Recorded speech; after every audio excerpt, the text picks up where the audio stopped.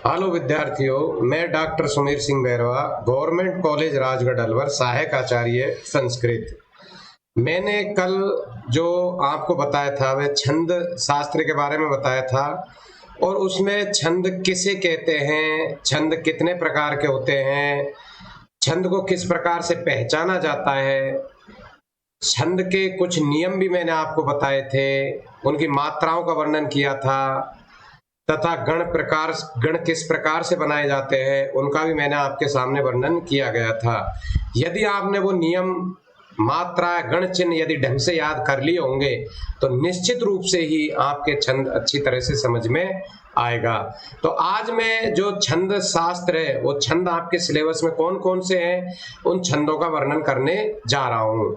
तो सबसे पहले जो मैं इसके दो भेद बताए थे, एक तो मात्रिक छंद और एक वर्णिक छंद। तो सबसे पहले मैं मात्रिक छंदों का आपके सामने वर्णन करना चाह रहा हूं जो अपने सिलेबस में भी है, तो उसी हिसाब से मैं आपको यहाँ पर वर्णन करने जा रहा हूं। तो सबसे पहला जो मात्रिक छंद है उस मात्रिक छंद का नाम है आर्य छंद, जिसे मात्रिक छंद के नाम से जाना जाता है। तो देखिए, जो प्रश्न पत्र में या पेपर में जो छंद पूछे जाएंगे, किन्हीं चार छंदों का वहां पर दिया जाएगा पेपर में, और चार में से किन्हीं दो छंदों का उदाहरण, लक्षण उदाहरण सहित व्याख्या कीजिए। वो आपको करना होगा। चार छंद पेपर में आएंगे और दो छंदों को आपको प्रश्न पत्र में करना होगा लक्षण और उदाहरण के सहित। अब जो पहला छंद है आर्य छंद, उस आर्य छंद का वर्णन मैं आपको करने जा रहा हूं। उसमें आर्य छंद का जो लक्षण है वो किस प्रकार से, अर्थात एक मात्रिक छंद है, अब उसका लक्षण और उदाहरण, भाई पहले अपन को लक्षण लिखना है और उसके बाद उसकी व्याख्या करनी है, व्याख्या करने के बाद में उसका उदाहरण अपन को लिखना है और उसमें अपन को किस प्रकार से मात्राओं का प्रयोग करना है, मात्रा किस प्रकार से लगानी है, वो सारी चीज मैं आपको यहाँ पर बताने जा रहा हूं। तो पहला जो मात्रिक छंद है उसका लक्षण मैं पहले आपको पढ़ करके सुनाता हूं। इस बोर्ड पर लिखा भी हुआ है, आप चाहे तो यहां भी अच्छी तरह से समझ सकते हो, उसको उतार भी सकते हो। देखिए, आर्य छंद एक मात्रिक छंद है और इसका लक्षण यह है कि जिसके यस्या प्रथम पादे द्वादश मात्रास तथा तृतीय अपि अष्टादश द्वितीय चतुर्थ के पंचदश संगाहरिया, अर्थात इसमें बताया गया है कि यह एक मात्रिक छंद है जिसके प्रथम चरण में 12 मात्राएं होती है तथा मात्रास तथी तृतीय अपि, अर्थात जिसके तृतीय चरण में भी 12 मात्राएं होती है। देखिए लक्षण क्या कह रहा है कि यस्या प्रथम पादे द्वादश मात्रा तथा तृतीय अपि, मतलब जो प्रथम चरण है और तृतीय चरण है उन दोनों चरणों में 12-12 मात्राओं का प्रयोग जहां पर होता है। दूसरी लाइन है अष्टादश द्वितीय चतुर्थ के पंचदश संगाहरिया, अर्थात जिसके द्वितीय चरण में 18 मात्राएं और चतुर्थ चरण में 15 मात्राएं जहां होती है उसे आर्य छंद कहते हैं। तो इसकी सीधी सी परिभाषा है कि जिसके प्रथम और तृतीय चरण में 12-12 मात्राएं होती है, द्वितीय चरण में 18 मात्राएं होती है और चतुर्थ चरण में 15 मात्राओं का जहां वर्णन किया गया हो उसे अपन आर्य छंद कहते हैं। अब इस आर्य छंद का जो उदाहरण है वो आपको मैं यहाँ पर वर्णन करने जा रहा हूं। उस उदाहरण में आपको सबसे पहले करना क्या है कि उसकी मात्राएं आपको गिननी है। भाई जो चारों चरणों में लक्षण के अनुसार जो मात्रा बताई गई है उन चारों चरणों में लक्षण के अनुसार मात्राएं यदि ठीक प्रकार से लग जाती है तो हमारा छंद सही है, यदि ठीक प्रकार से नहीं लगती है, एक भी मात्रा कम रह जाती है, लघु गुरु की मात्रा या कोई लघु की जगह गुरु लगा दिया जाता है, गुरु की जगह लघु लगा दिया जाता है, या बढ़ जाती है या घट जाती है, तो ये मान के चलना कि हमारा छंद सही नहीं है, अर्थात उसका जो हमने उदाहरण लिखा है वो सही नहीं लिखा है। इसलिए ठीक ढंग से आप उस उदाहरण को याद करें, याद करने पर ही आप वहां पर उसको लिखें। मैं इसका उदाहरण आपको बोल करके बताता हूं। नियतिकृत नियम रहिताम लादेक मई मनन्य परतंत्रताम नव रस रुचिराम निर्मिति मादधति भारतीर कवे जयति।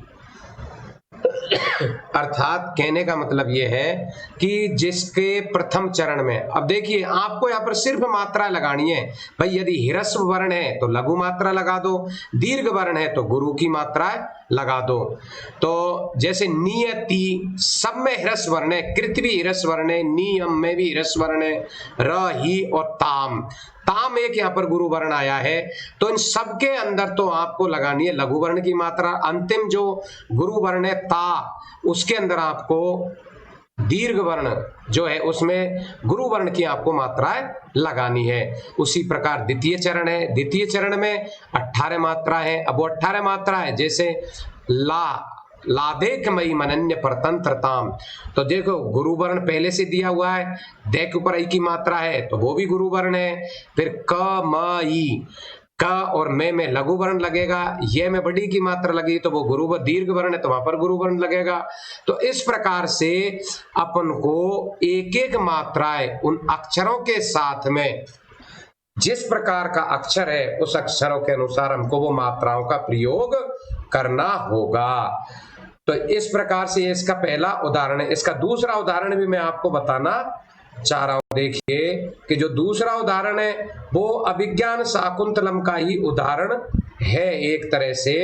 तो उस अभिज्ञान शाकुंतलम का जो उदाहरण है, ये उदाहरण आपको, मैं इसको याद करने के लिए इसलिए नहीं कहता कि याद करने के लिए बाई चांस मान लीजिए ये उदाहरण आपके प्रश्न पत्र के अंदर आ जाता है, तो जो प्रश्न पत्र में जो याद करा यदि वही प्रश्न पत्र में आ जाता है तो उसको आप प्रश्न पत्र के अंदर नहीं लिख सकते। इसलिए पहला जो उदाहरण है वो उदाहरण आपको मैंने एक आचार्य मम्मट जो है, जो संस्कृत साहित्य के विद्वान प्रणेता है, उनकी एक पुस्तक है काव्य प्रकाश, उसकी जो प्रथम कारिका है उसका मैंने वहां पर वर्णन किया है, उसको उदाहरण के रूप में लिया है।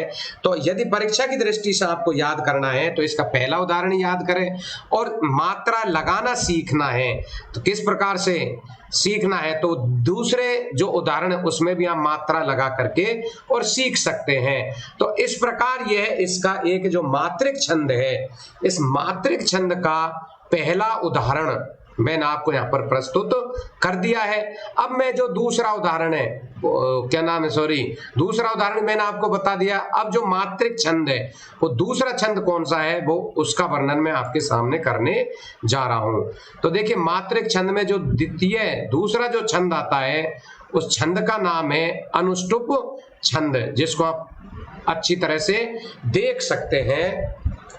इसमें साफ बिल्कुल पूरा पेज भी आपको दिखाई देगा, तो इसमें आप देख सकते हैं जो प्रथम क्या नाम है, जो द्वितीय मात्रिक छंद है, भाई पहला तो आर्य छंद हो गया और द्वितीय जो मात्रिक छंद है उस छंद का नाम है अनुष्टुप छंद। उस अनुष्टुप छंद में किसका वर्णन किया गया है? तो सबसे पहले अपन को क्या करना है, वही लक्षण याद करना है। जैसे आर्य छंद का लक्षण याद किया, फिर उसको उदाहरण लिखे, बस यही लिखना अपन को। उदाहरण और लक्षण का यदि अपन सही ढंग से प्रयोग कर देंगे तो हमारा जो इसमें नंबर कटने की कोई भी संभावना नहीं रहती। यदि उदाहरण सही लिखा है, लक्षण सही लिखा है, तो इसमें कहीं भी एक तरह से गुंजाइश नहीं रह सकती कि हम इसके नंबर काट सकते हैं। तो ये जो पहला जो छंद है मात्रिक छंद, उसका वर्णन के बाद अब द्वितीय जो मात्रिक छंद अनुष्टुप छंद, उसका भी मैं आपके सामने वर्णन करने जा रहा हूं। देखिए इसमें क्या बताया है कि जो अनुष्टुप छंद है उसका लक्षण है श्लोके षष्ठम गुरुर्गेयम सर्वत्र लघु पंचमम द्विचतुष्पादयो ह्रस्वम सप्तमम दीर्घ मन्ययोः। अर्थात कहने का तात्पर्य यह है कि जो इसका अनुष्टुप छंद है इसका लक्षण है, उसमें देखो लक्षण के अंदर ही व्याख्या छुपी हुई रहती है। यदि लक्षण आपको ढंग से याद है तो उसमें कहां पर मात्रा लगेगी, कहां गण चिन्ह लगेंगे, वो सारी चीज उसमें होती है। तो इसमें बताया गया है, देखो जिसके प्रत्येक चरण में श्लोके षष्ठम गुरुर्गेयम, मतलब छठा जो अक्षर है गुरु, वह गुरु होता है, और सर्वत्र लघु पंचमम, तथा जो पांचवा अक्षर होता है वो लघु वर्ण का माना जाता है। तो इस छंद के अनुष्टुप जो छंद है इसके चारों चरणों में ये ध्यान रखना है कि भाई छठा अक्षर तो आना चाहिए गुरु वर्ण और पांचवा अक्षर आना चाहिए लघु वर्ण। फिर वो क्या कहता है, दूसरे और चौथे चरण में सातवां अक्षर होता है लघु, और पहले और तीसरे चरण में सातवां अक्षर होता है गुरु।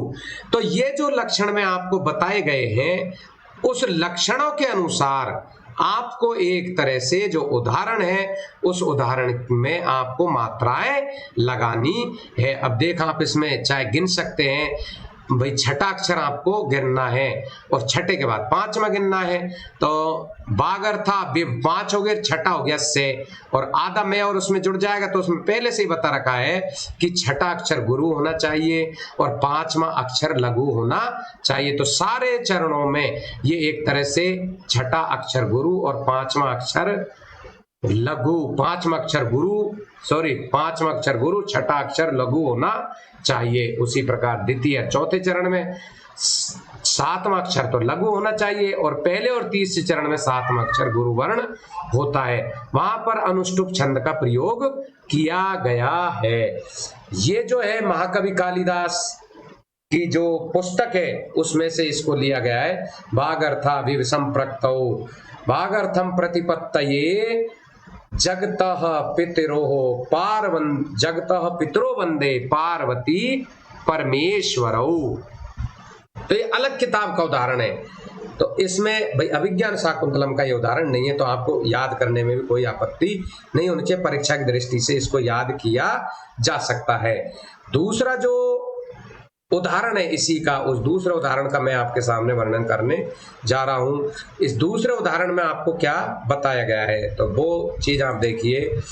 जो दूसरा उदाहरण है, धर्म क्षेत्रे कुरुक्षेत्रे समवेता युयुत्सवः मामका पांडवाश्चैव किमि कुर्वतः संजयः।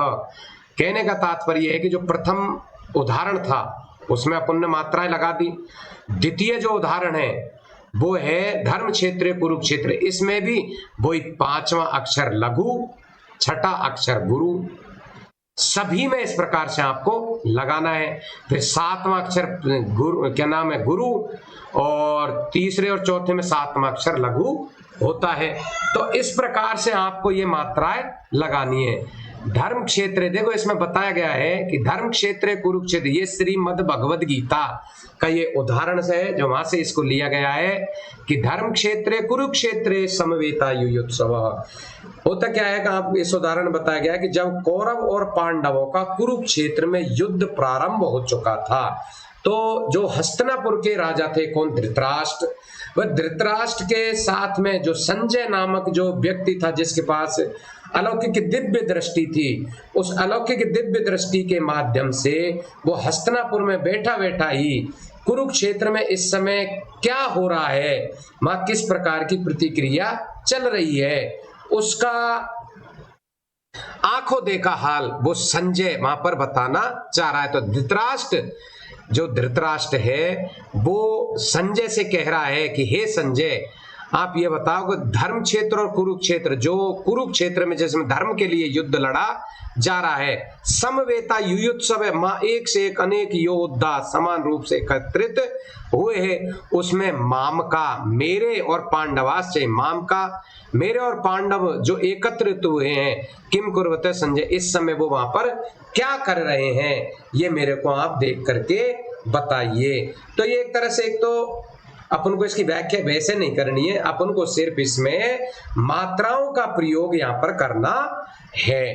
तो देखो, पहला जो छंद है मात्रिक छंद, वो आर्य छंद था। दूसरा मैंने आपको जो अनुष्टुप बताया है, उसमें सिर्फ अपन को लघु गुरु का प्रयोग करना है मात्राओं के अनुसार। अब जो तीसरा छंद है, मैं वो आपके सामने वर्णन करना चाहता हूं। देखो, जो आपके मात्रिक छंद है, उन मात्रिक छंदों का सिर्फ सिलेबस में 2 ही छंद है जिनमें मात्राओं पर निर्भर करता है। अब मैं आपके सामने जो वर्णन करने जा रहा हूं, वह वर्णिक छंदों का वर्णन करने जा रहा हूं। और वर्णिक जो छंद है, उस वर्णिक छंद में जो पहला छंद है, वो छंद का नाम है इंद्र वज्रा छंद, जिसका लक्षण है सयादिंद्र वज्रा यदि तौ जगौग, मतलब सयादिंद्र वज्रा यदि तौ जगौग।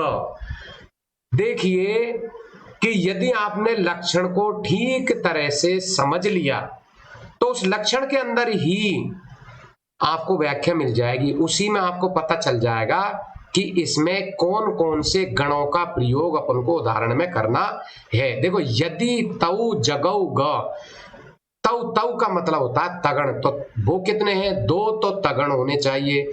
जगऊ, एक जगण और दो गुरु वर्णों का प्रयोग जहां पर होता है। तो इसकी जो परिभाषा है वो मैं आपको प्रस्तुत करने जा रहा हूं। उस परिभाषा में आपको क्या बताया है कि जो इंद्र वज्रा जो वर्णिक छंद है वह एक त्रिष्टुप जाति का छंद है, मतलब तीन छंदों को, जिसमें तीन छंदों का वर्णन किया गया हो, इसलिए वो त्रिष्टुप जाति का छंद माना जाता है।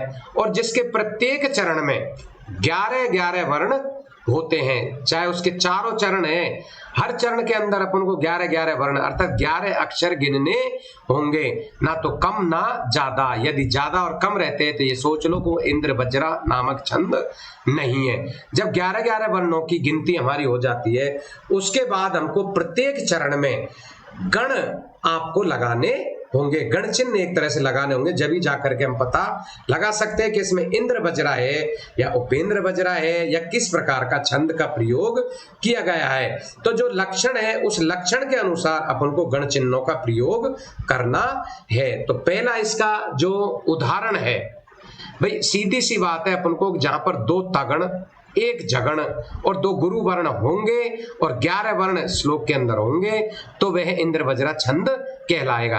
देखो, इनको आप लय की दृष्टि से भी याद कर सकते हो, लय की दृष्टि से भी इनको याद किया जा सकता है।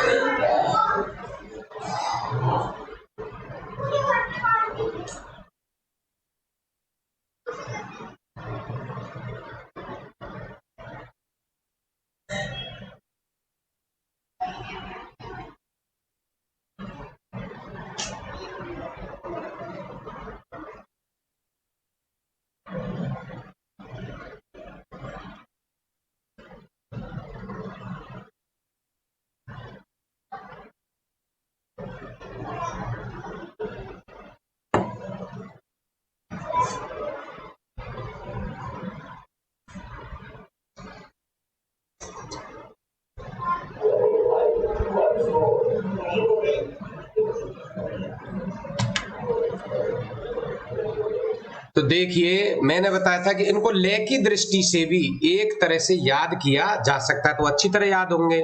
तो जैसे इंद्र वज्रा का जो पहला उदाहरण है उसको मैं आपको पढ़ के सुनाता हूं, उस दृष्टि से आप याद कर सकते हैं, क्योंकि यदि लय की दृष्टि से निश्चित वर्ण और मात्रा यदि उसमें सही ढंग से लगी है तो उसकी लय अपने आप ही बन जाएगी।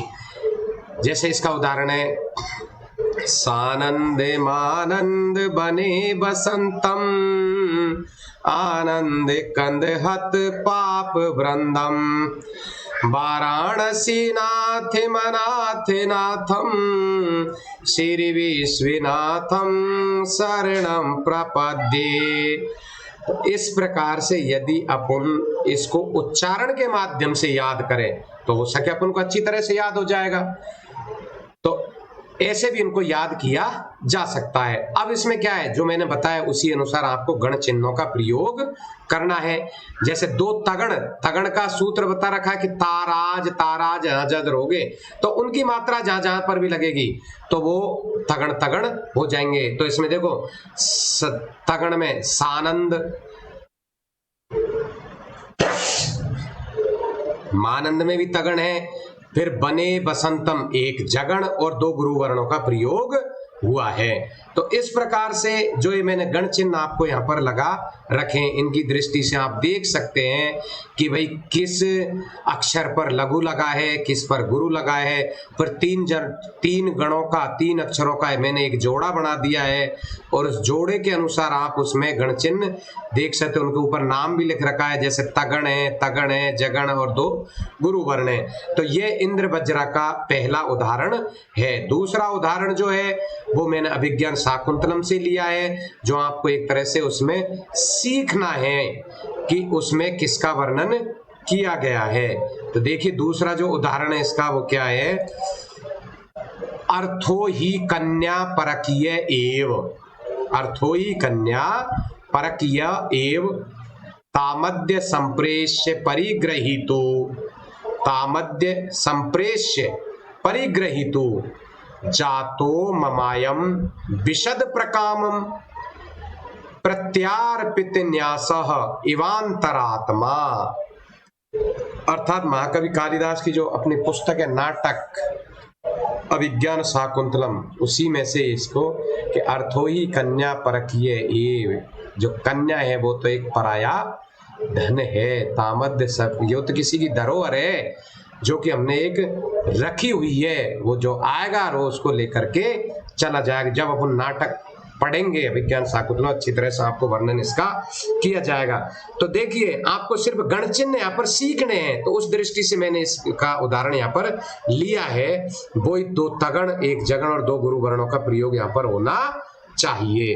तो इस प्रकार से यहाँ पर मैंने आपको आज 3 छंदों का वर्णन किया है। एक तो कौन सा, 2 तो हो गए अपने, सबसे पहला आर्य छंद उसके लक्षण और उदाहरण, दूसरा हो गया अनुष्टुप छंद उसके लक्षण उदाहरण, और तीसरा जो इंद्र वज्रा छंद है जिसमें 11-11 वर्ण होते हैं, इंद्र वज्रा, उसका वर्णन आपको मैंने किया है।